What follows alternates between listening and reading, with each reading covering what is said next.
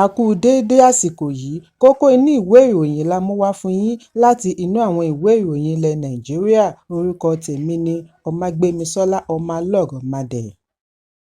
Gómìnà àná fún ìpínlẹ̀ Ògùn Sínátọ̀ Ìbíkúnlé Amósùn ti da àhesọ tí ó ní wọ́n fẹ́ mọ̀ọ́mọ̀ fi ṣi ará ìlú lọ́kàn ni tí ààrẹ iléeṣẹ́ Dangote Aliko Dangote ṣe wípé ẹ̀ẹ̀mejì ọ̀tọ̀ọ̀tọ̀ ni wọ́n wó iléeṣẹ́ tó fẹ́ fi pèsè símẹ́ǹtì nígbà ìṣèjọba Amósùn, níbi tí Dangote ti ń ṣe àfihàn bí ó ṣe fẹ́ tú iléeṣẹ́ símẹ́ǹtì tó wà ní Ìtorí kọ́ àti bí ó ṣe fẹ́ padà sí Olókòlá Free Trade Zone láti kọ́ iléeṣẹ́ tó tóbi jù sí ìpínlẹ̀ Ògùn, ni ó ṣe ìrántí bí ìṣèjọba gómìnà àná fún ìpínlẹ̀ Ògùn ṣe dènà iṣẹ́ rẹ̀ ní Ìtorí. Ó ní òun pinnu láti padà sí ìpínlẹ̀ Ògùn lọ ṣe ìdásílẹ̀ okòòwò nítorí òfin ìṣèjọba gómìnà Ọmọọba Dàpọ̀ Abíọ́dún fi ààyè sílẹ̀ fún ìdásílẹ̀ okòòwò pẹ̀lú ààyè tó tẹ́jú láàrin ìpínlẹ̀. Dangote sọ èyí nígbà tí ó lọ ṣe àbẹ̀wò sí gómìnà Abíọ́dún lánàá ní ọ́fíìsì rẹ̀ lókè Mọ́sàn, Abẹ́òkúta. Ó ṣe àpèjúwe ìpínlẹ̀ Ògùn gẹ́gẹ́ bí ìlú tí ó bójúrí jùlọ fún okòòwò ní Nàìjíríà, bí ó ti sọ ara rẹ̀ di ẹwà orílẹ̀-èdè. Dangote ní ó yẹ kí ó wà nínú àkọọ́lẹ̀ wípé iléeṣẹ́ tí àwọn fẹ́ kọ́ sí Ìtorí fẹ́ wáyé nítorí gómìnà Abíọ́dún, nítorí ẹ̀ẹ̀mejì ọ̀tọ̀ọ̀tọ̀ tí àwọn bẹ̀rẹ̀ kíkọ́ rẹ̀ ni wọ́n wó nígbà ìṣèjọba Amósùn. Síwájú àkókò yìí ni ó ní àwọn ti jọ̀wọ́ àfojúsùn wọn láti kọ́ iléeṣẹ́, ṣùgbọ́n nítorí òfin Abíọ́dún tí ó fi ààyè gba ìdásílẹ̀ okòòwò, àwọn ti ṣetán àti kọ́ àgbàyanu iléeṣẹ́ sí orílẹ̀-èdè. Nígbà tí ó ń sọ̀rọ̀ lórí ibi wọ́n báṣẹ́ dé, Alhaji Dangote ní 6.0 metric ton per annum cement plant ni wọ́n ti kọ́ sí Ìtorí, nígbà tí 12 million metric ton per annum cement plant náà ti wà ní Ìbèṣe. Ó gbóríyìn fún gómìnà Abíọ́dún tí ó pè ní ọ̀rẹ́ rẹ̀ nítòótọ́ àti ọmọlàkejì gidi, good friend and brother. Ó ní àtìlẹ́yìn rẹ̀ fún àwọn iléeṣẹ́ aládàáni ni ó fa ìdásílẹ̀ okòòwò sí ìpínlẹ̀.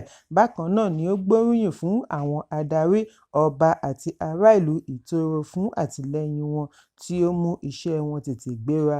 Ó ní àtìlẹ́yìn àwọn ará ilẹ̀ Yewa ti mú kí iṣẹ́ yá fún un. Nígbà tí ó ń fèsì ni gómìnà Abíọ́dún ṣe àpèjúwe ìbànújẹ́ tí ó dé bá ará ìlú ní ọjọ́ tí wọ́n ṣíde ibi ìfọpo Dangote. Ó ní lórí ẹ̀rọ amóhùnmáwòrán ni wọ́n ti rí wò wípé ó ti bọ́. Iṣẹ́ àkànṣe yìí ti kúrò ní Olókòlá. Ó dúpẹ́ lọ́wọ́ Dangote lórí bí ó ṣe padà wá àti fún ìgbàgbọ́ àti ìgbẹ́kẹ̀lé tí ó ní nínú Nàìjíríà. Bí ó ṣe ń ṣe ìgbélárugẹ orílẹ̀-èdè ní gbogbo àgbáyé, ó ní èyí jẹ́ ọjọ́ mánigbàgbé nínú ìtàn. Ọjọ́ kan náà tí ó ṣíde iléeṣẹ́ ìfọpo ìpínlẹ̀ Èkó, ṣùgbọ́n gómìnà àná fún ìpínlẹ̀ Ògùn Ìbíkúnlé Amósùn da ẹ̀sùn Dangote nù. Ó ní ète lásán ni.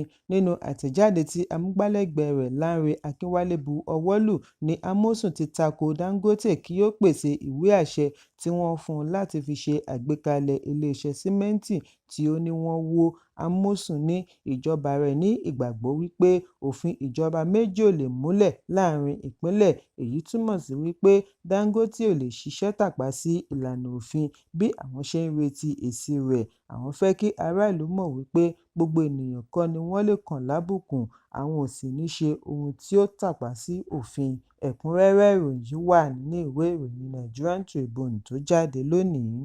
Mínísítà agbègbè ilé ìjọba Nyesom Wike ti gbẹ́sẹ̀ lé ilẹ̀ olú iléeṣẹ́ ẹgbẹ́ òṣèlú People's Democratic Party (PDP) tí ó wà ní Àbújá.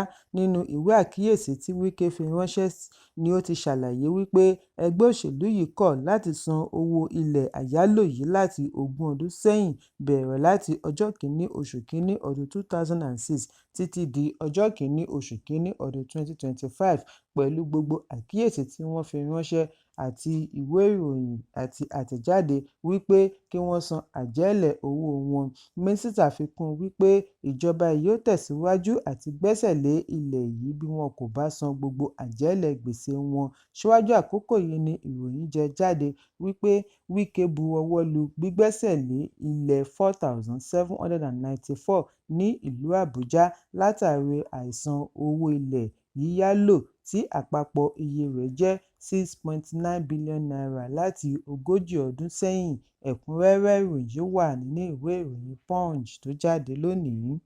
Ilé-ìgbìmọ̀ ìpínlẹ̀ Ọ̀yọ́ ti ní kí alága ìjọba ìbílẹ̀ Ìlà-Oòrùn Ṣakí Adédòkun Emmanuel lọ rọ́kúnlé lórí ẹ̀sùn oríṣiríṣiì àṣemáṣe, lára rẹ̀ ni àìní àmúmọ́ra ẹ̀sìn, màgòmágó owó àti bẹ́ẹ̀ bẹ́ẹ̀ lọ. Ilé aṣòfin ṣe ìkéde yìí níbi ìpàdé tí ó wáyé lónìí lẹ́yìn ẹ̀sùn tí wọ́n gbà láti ọ̀dọ̀ àwọn tí ọ̀rọ̀ kàn láti ẹgbẹ́ òṣèlú People's Democratic Party (PDP) ní Ìlà-Oòrùn Ṣakí, níbi tí wọ́n ti ń béèrè àlàyé lórí àwọn ohun èlò, yíyọ owó oṣù òṣìṣẹ́ àti bẹ́ẹ̀ bẹ́ẹ̀ lọ. Ilé aṣòfin wá darí igbákejì alága Ọ̀gbẹ́ni Razak Morufú Adéyẹmí kí ó gba ìṣàkóso ìjọba ìbílẹ̀ gẹ́gẹ́ bí adelé alága, bí wọ́n ti darí ìgbìmọ̀ ìjọba ìbílẹ̀ lórí ọ̀rọ̀ oyè láti ṣe ìwádìí ẹ̀sùn kí wọ́n sì jábọ̀ padà sílé. Ẹ̀kúnrẹ́rẹ́ ìròyìn wà nínú ìwé ìròyìn The Nation tó jáde lónìí. Kókó inú ìwé ìròyìn tòní kò ní jù báyìí lọ. Ẹ pàdé mi lọ́la fún àkọ́tún ìròyìn. Kí a tó lọ, ẹ má ṣaláì fi àkíyèsí yín ránṣẹ́ kí ẹ sì bá wa subscribe sójúnà wa lórí YouTube kí kókó inú ìwé ìròyìn lè máa tẹ̀ yín lọ́wọ́ ní kíákíá.